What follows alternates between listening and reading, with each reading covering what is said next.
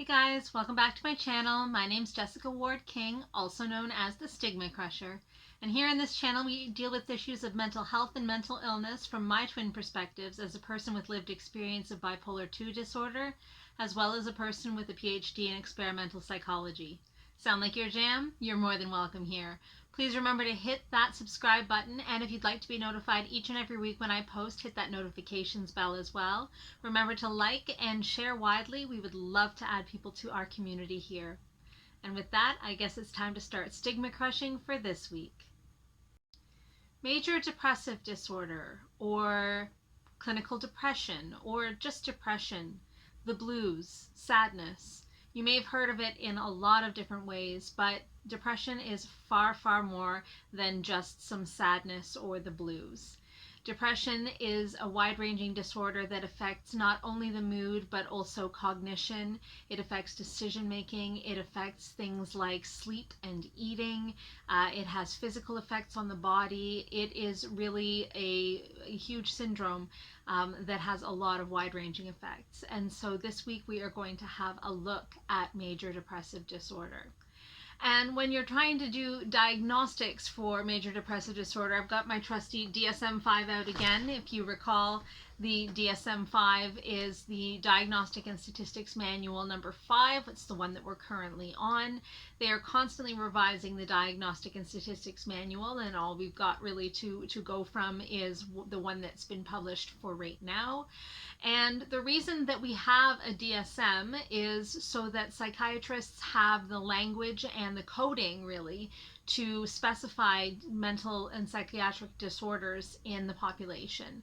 And so because almost all psychiatric disorders are syndrome based, that means that we look at a variety of symptoms, symptoms that tend to hang together and become what we call syndromes, and that's how we make diagnoses. That's how the DSM works. It tells you what symptoms go together to create which syndromes, and then gives you the coding and the language in order to be able to make a diagnosis.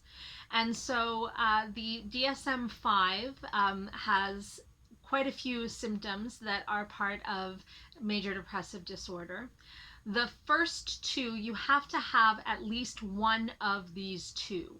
So you either have to have persistent mood issues, so persistent low moods, sadness, crying, that kind of thing, or persistent anhedonia, which is that you don't have any interest or pleasure in the things that used to give you interest or pleasure. So you have to have at least one of those two things. Quite often you'll have both, but you must have at least one of those. And then beyond that, well, let me take a look. There's significant weight loss or weight gain. Interesting that both can occur, obviously not at the same time, and that goes along with either less eating or more eating quite often. And this is when you're not trying to gain or lose weight, of course. So if you're trying to diet and you're losing weight, then we wouldn't say that it would be a symptom of your depression necessarily. Insomnia or hypersomnia nearly every day. So that means that you either don't sleep enough, have trouble falling asleep, wake up early and can't get back to sleep. That's a really common one. Or you sleep far too much. And now this is seen in context. So for example, teenagers who tend to sleep quite a lot, we wouldn't give them the same criteria for sleeping too much as we would to a 60-year-old man, for example, who may have trouble sleeping to begin with. The next one is psychomotor agitation or retardation. And again, interesting that it can either be too much movement or too little. And this isn't just your own perceptions of how you are moving, how quickly you are moving, how quickly you are speaking. This is actually something that other people, the clinician, other people in your family can see. So either that you are slowed down in movement, thinking, and speaking, or that you are sped up. There's fatigue and loss of energy, and again, that's nearly every day. So all of these symptoms have to be apparent nearly every day for at least 2 weeks for this to count, so to say.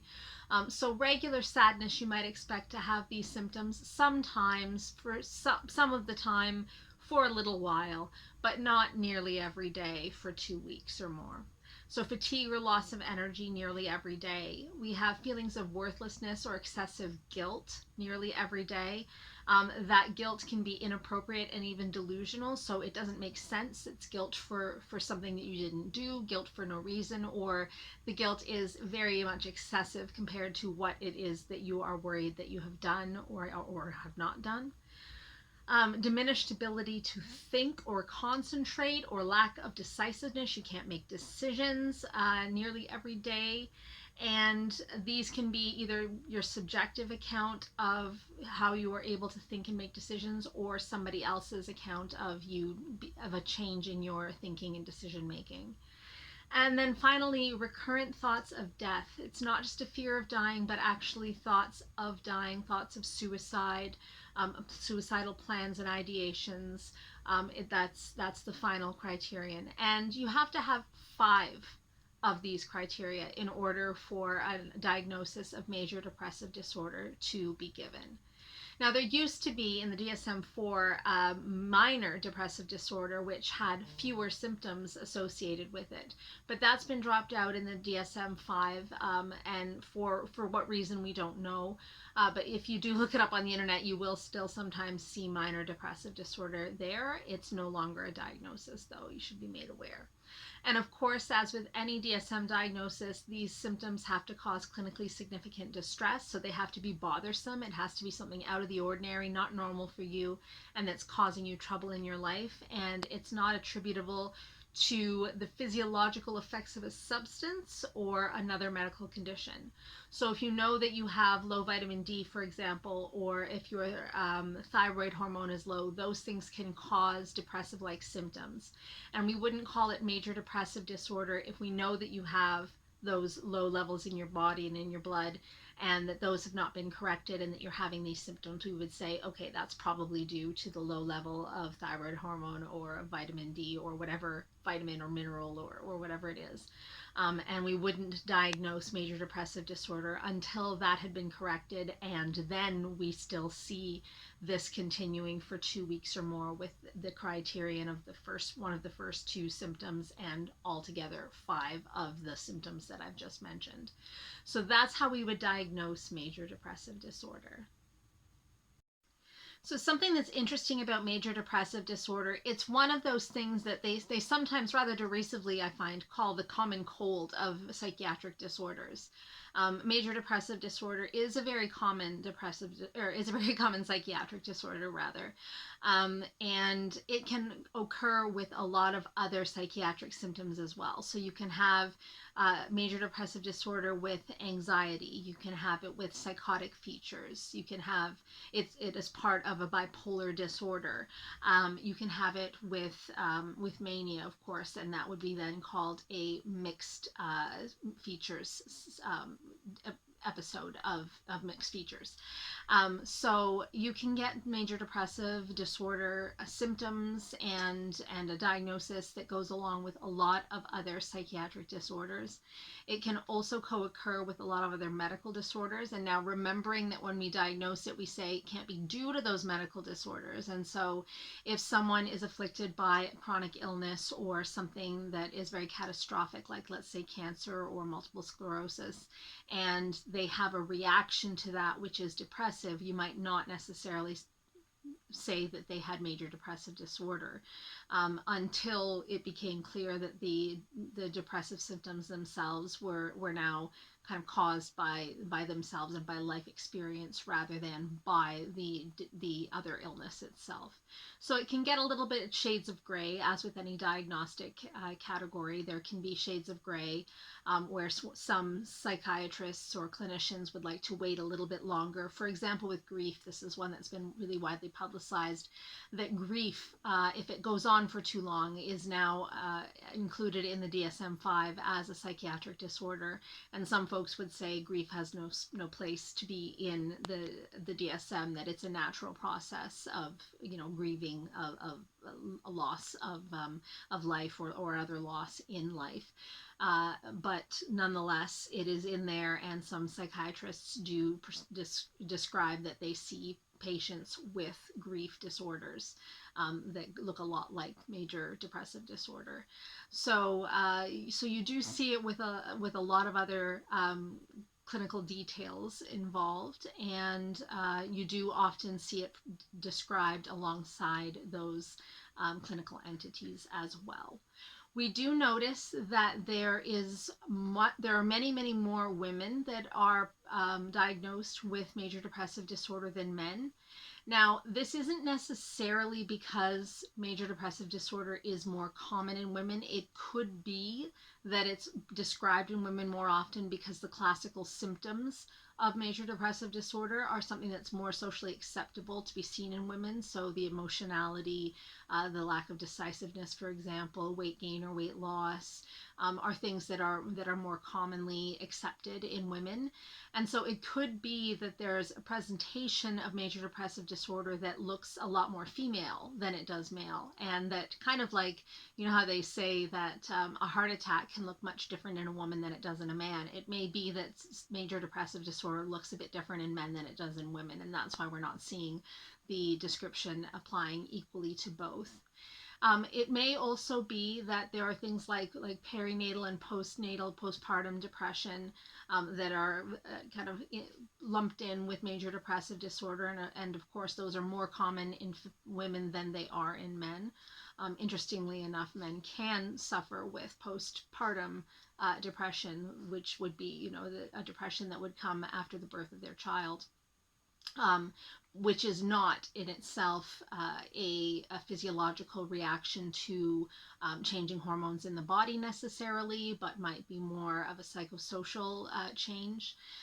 But so it may be that we see women with physiological and psychosocial reactions to different life events that lead them to be diagnosed with major depressive disorder more often than men. It's really unclear at the moment, but because it is, so to say, the common cold of mental disorders, it makes sense to think that women and men do experience depression in more equal ways than what we see in the current numbers. And so it makes sense to start thinking about it a little bit differently and maybe start looking for depression in men in a little bit of a different way than we look for it in women. Something that needs to be noted and talked about with major depressive disorder is that not all people with major depressive disorder will have suicidal thoughts and ideations, and not all people that have suicidal thoughts and ideations will have major depressive disorder. It's actually fairly common in the human experience to have suicidal ideations, even plans, and it's something that's not talked about very often, not nearly enough. Amongst psychiatrists, psychologists, and indeed the public at large. But we do know that men have a much higher risk of completing suicide due to major depressive disorder, despite the fact that there are fewer men that are said to be suffering from major depressive disorder. Women will attempt suicide more often, but perhaps because they use less lethal means, so they will use means that are not immediately lethal or that they can be saved from, whereas men will use more lethal means more impulsively. Women do not complete suicide as frequently as men do. And which is great, but is also a conundrum and something that we need to try to solve in terms of reducing the risk for men, and particularly young men and middle-aged men. Those are kind of the two categories that are more susceptible. Middle-aged men being the highest category of folks that are susceptible to depression-related completion of suicide. Dysthymia is, some call it depression light, I suppose. And dysthymia is a depressive diagnosis that is made when the depression is less severe but more persistent. So it's long lasting, it's very resistant to treatment, and it's not as deep as you would expect for major depressive disorder, but it is nonetheless difficult to live with. It affects your daily life. It causes clinically significant distress. Something that's worth noting here too is that with dysthymia, you're expecting the symptoms to last at least 2 years, not 2 weeks. And it's 1 year for adolescents and children. And actually, something that's worth noting here is that rather than seeing the blue or the sad or the low mood, in adolescents and children particularly, it's quite common to see an irritable mood, or have a reaction that's more temper tantrum and more irritable, and more angry than it is for adults. So that's something worth noting. But for dysthymia, you often see very low self-esteem. You see this protracted symptom course.